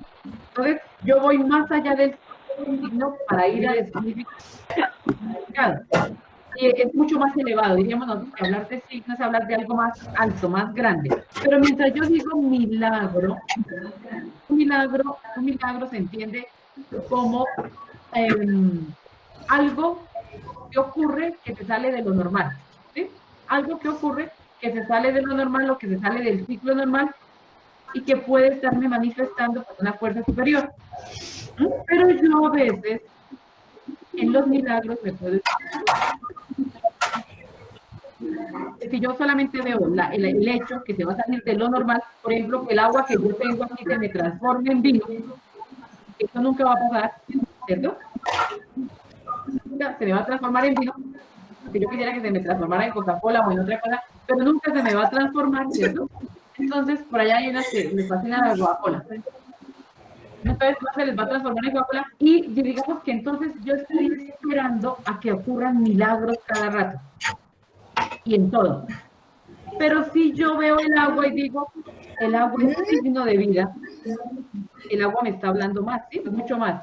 Porque yo no solamente me estoy fijando en el líquido que está, para que yo lo puedo tocar y constatar, sino que yo detrás del líquido estoy viendo otra realidad. Por eso es que Juan nos invita no tanto a pensar en milagros, sino a pensar en signos. Y la vida del cristiano tiene que estar más orientada a descubrir los signos que a pensar en que se realicen milagros. No sé si me dejo entender. Nosotros vivimos en una sociedad que espera milagros, pero que lee muy poco. Hermana. ¿Sí? Sí, Daniela. O sea que algo que pasa como a lo divino. A ver, Daniela, ¿cómo es? Que es que se pierde un momentico, se pierde la conexión. ¿Cómo es? De nuevo. Que, o sea, que un milagro trata de lo natural y pasa. Escríbelo por el chat, Daniela, escríbelo por el chat. Es que se pierde la voz, escríbelo por el chat. A ver. Es la conexión. Que escriban. Hermana Francisca. Espera que escriban ellas, a ver cómo es. Que está, creo que es interesante la pregunta. A ver, Daniela. ¿No lo escribes?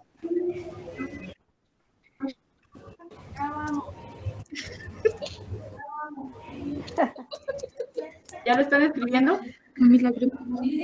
Sí, señora. A ver, ¿qué dice?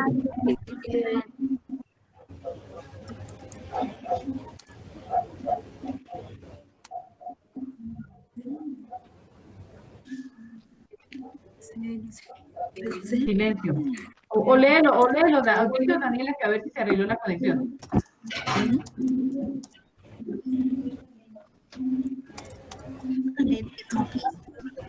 Ya. Ya lo mandaron. Ya no llegó. Un milagro que... Vuelvo a repetir lo que dije hace un ratito. Nosotros deberíamos ir más allá, mucho más allá que pensar en el milagro, es los signos. Bueno, mientras escriben, no, si no, dilo, Daniela, a ver si te oigo mejor.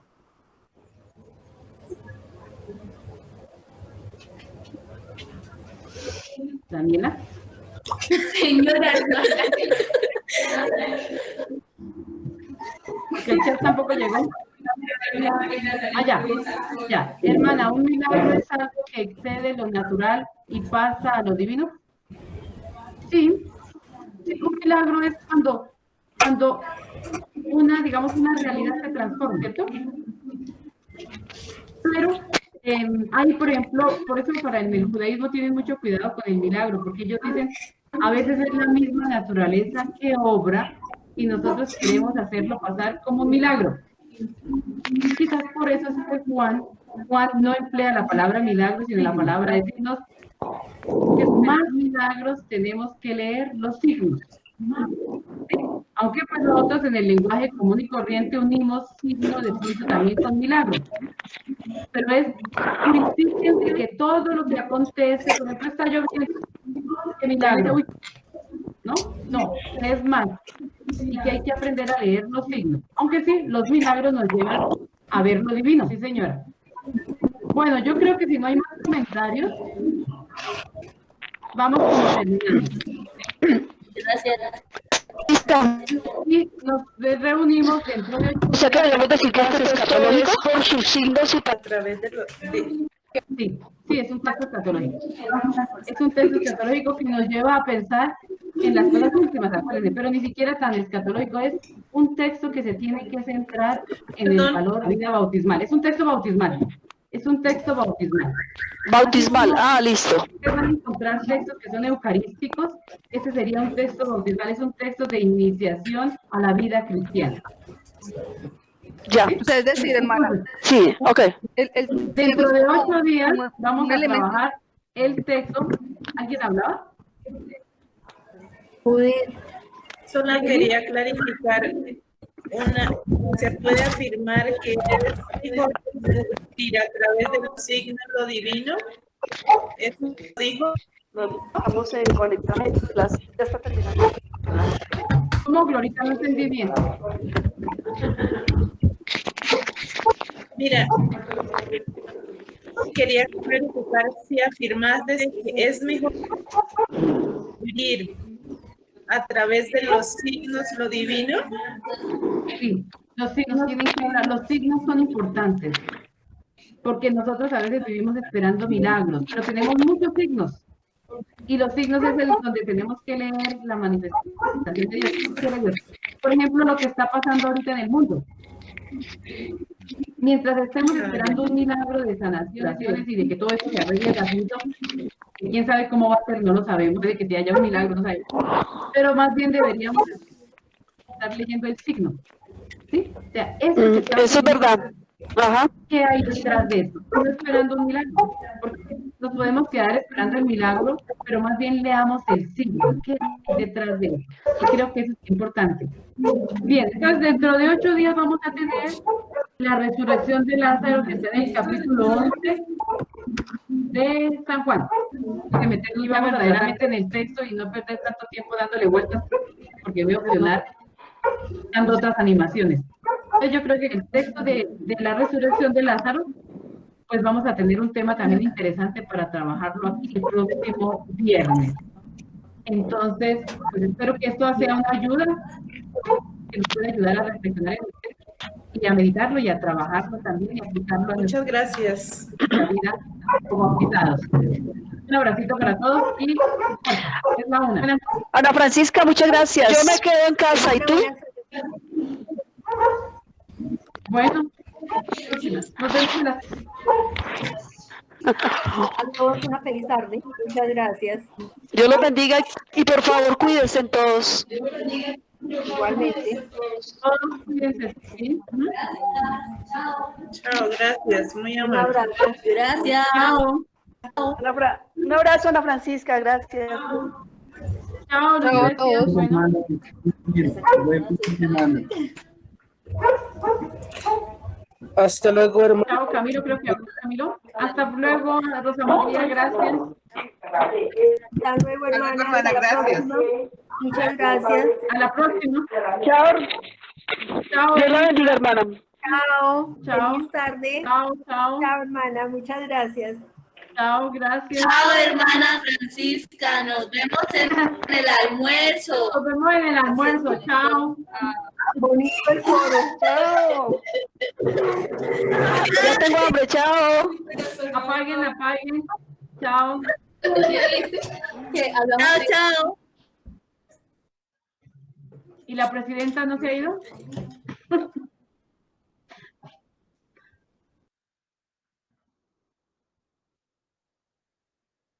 Presidencia, presidencia. Chao, Glorita. Ahora sí, Gloria, muestre la cara. Muestre la cara, Gloria.